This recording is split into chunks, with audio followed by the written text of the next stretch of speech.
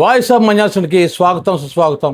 మోడీ ముందు అతి ముఖ్యమైన సమస్య ఉంది. అది మోడీ చేతుల్లోనే ఉంది. బలూచిస్తాన్ ఏదైతే పాకిస్తాన్ లో ఉందో ఆగస్టు 11వ తేదీ నాడు బలూచిస్తాన్ స్వతంత్రం ప్రకటించుకుంటుంది. ఇది భారతదేశానికి ఎంతో అంటే ఒక బూస్టింగ్ ఇచ్చేటువంటి అంశం ఇది. ఎందుకంటే పాకిస్తాన్ చేసే కుయుక్తులు ఇన్ని కాదు. ఆఖరికి ఎంత ఘోరాలు చేశారంటే వాళ్ళు పంజాబ్ లో సిక్కు మతంలో ప్రతి ఒక్కరు కూడా ఏమనుకుంటారంటే తమకు కానీ కొడుకు కానీ పుడితే ఆ మొదటి కొడుకుని మిలిటరీలో దేశ సేవ కోసం పంపిస్తారు. రెండో కొడుకు పుడితే ఇంటి కోసం పనిచేస్తారు. అంటే మొదటి కొడుకుని దేశానికి, రెండో కొడుకుని ఇంటి కోసం ఉంచుతారు. అంటే దేశభక్తి నరనరాల్లో ఉండేటువంటి ఆ సిక్కు కమ్యూనిటీని ఎంత ఘోరంగా పాడు చేశారంటే ఈ పాకిస్తాన్ వాళ్ళు అక్కడ ఈ సిక్కు యువకులకి ఈ డ్రగ్స్ అలవాటు చేస్తారు. ఎందుకంటే మిలిటరీలో ఒక 100 మంది కానీ మిలిటరీ సెలక్షన్కి వెళ్తే అందులో 83 మంది డ్రగ్స్కి అలవాటు పడ్డారు, వాళ్ళు డ్రగ్స్ తీసుకున్నారు అని బ్లడ్ టెస్టులు రావడం వల్ల వాళ్ళు సెలెక్ట్ కావటం లేదు. అంటే భారతదేశాన్ని ముఖ్యంగా సైన్యం అనేసరికి మనం చూస్తే సైన్యంలో సిక్కు యువకులు ఎక్కువ ఉంటారు.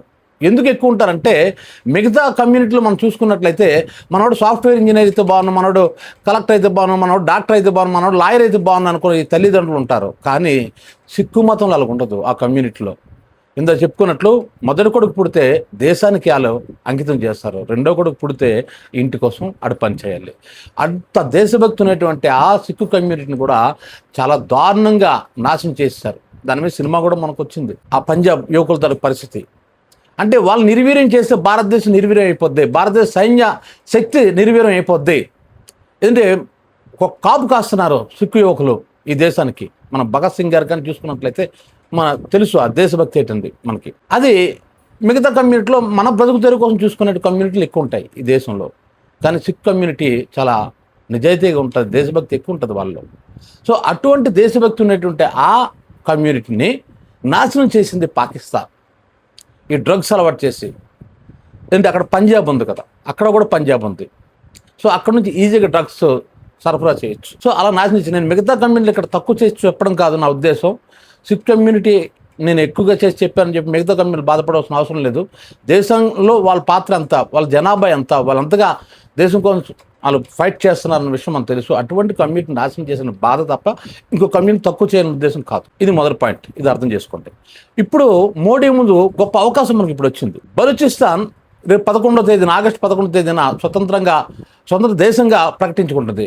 అప్పట్లో బంగ్లాదేశ్ స్వతంత్ర దేశంగా ప్రకటించుకున్నప్పుడు అప్పటి ప్రధానమంత్రి శ్రీమతి ఇందిరాగాంధీ ఇమ్మీడియట్లీ దాన్ని అంటే గుర్తించింది అనమాట. అంటే అంటే ఎవరైనా సరే మాది ఒక దేశం, ప్రత్యేక దేశంగా ఏర్పడుతున్నాం అంటే అంతర్జాతీయ సమాజం దాన్ని గుర్తించాలి. అలా గుర్తిస్తే ఒక్కొక్క దేశం గుర్తించుకుంటూ వెళ్తే అప్పుడు దానికి అక్కడ అంబాసిడర్లు అంటే రాయబారి కార్యాలయాలు ఏర్పాటు చేస్తారన్నమాట. సో అప్పుడు వాళ్ళు ఈ అంతర్జాతీయ సమాజంలో వాళ్ళు ఒక దేశం గుర్తించబడతారన్నమాట. దాని భౌగోళిక పరిస్థితులు కావచ్చు, అది ఇప్పుడు ఎవరి చేతిలో ఉంది, అక్కడ ఏ గవర్నమెంట్ ఉంది, ఇవన్నీ కొన్ని లక్షణాలు ఉన్నాయి దేశం గుర్తించాలంటే. అప్పుడు ఇందిరాగాంధీ చాలా డేవిల్ ఆవిడ కాబట్టి వెంటనే ఇమీడియట్లీ బంగ్లాదేశ్ గుర్తించడంతో ఆటోమేటిక్ తర్వాత మిగతా దేశాలు గుర్తించుకుంటూ వెళ్ళాయి. ఆటోమేటిక్ బంగ్లాదేశ్ ఒక ప్రత్యేక దేశంగా మారిపోయింది. అంటే అప్పుడు పాకిస్తాన్ తాలూకా కొంత బలాన్ని ఇందిరాగాంధీ తీసేసుకున్నట్టే.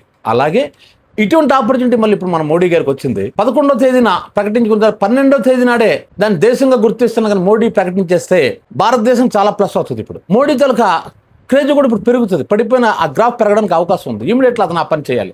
ఎక్కడ అమెరికా ఒత్తిళ్లు లొంగకూడదు. ఎందుకంటే ఇప్పటికే మనం తప్పు చేసాం, చాలా తప్పు చేసాం. ఫర్ ఎగ్జాంపుల్ ఇజ్రాయెల్ వార్లో మనం చూసుకున్నట్లయితే మనం ఇజ్రాయెల్ వైపు అమెరికా వైపు ఉన్నాం. దానివల్ల ఏంటి లాభం, ఏమైనా వచ్చిందా మనకి? మనం రష్యా నుంచి దిగుమతి చేసుకున్న ఆయిల్ని అక్కడి నుంచి దిగుమతి చేసుకోకూడదని ఆంక్షలు పెట్టారు. ఇప్పుడు ఏం జరిగిందో తెలుసా? పాకిస్తాన్, సౌదీ అరేబియా, టర్కీ 3 దేశాలు ఒక ఒప్పందానికి వచ్చాయి, నాటో ఒప్పందానికి వచ్చాయి. అదంతా అంటే ప్రమాదకరం తెలుసు భారతదేశానికి.